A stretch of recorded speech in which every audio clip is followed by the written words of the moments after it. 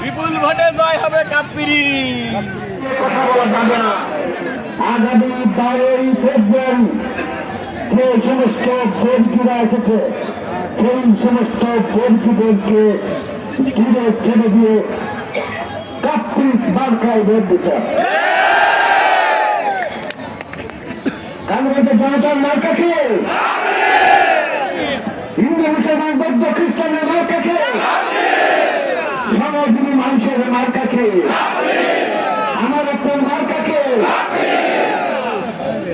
এনেছেন কালগঞ্জের সকল সাধারণ মানুষের মার্কাকে, ঝিনাইদহ 4 আসনের মার্কাকে, ঝিনাইদহ 4 আসনের 15টি ইউনিয়ন একটি পৌরসভার ভোটারদের মার্কাকে, জনগণের মার্কাকে।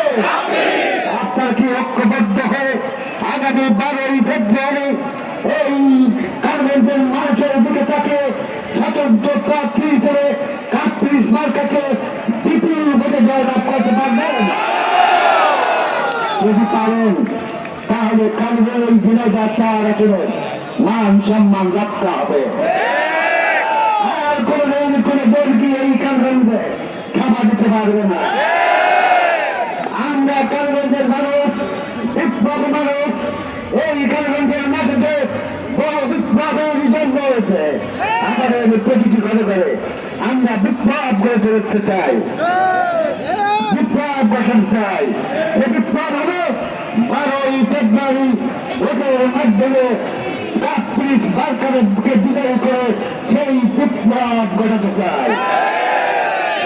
নেতৃবৃন্দ, সাংবাদিকবৃন্দ, ইতিমধ্যে আপনারা দেখেছেন এই নির্বাচনকে জোরপূর্বক প্রভাবিত করার জন্য আজকে জামাল উন্নয়নের থেকে আসার সময় আমাদের 2 জন নেতা কর্মীকে, 3 জন নেতা কর্মীকে গুরুতর আহত করা হয়েছে। হসপিটালে ভর্তি আছে।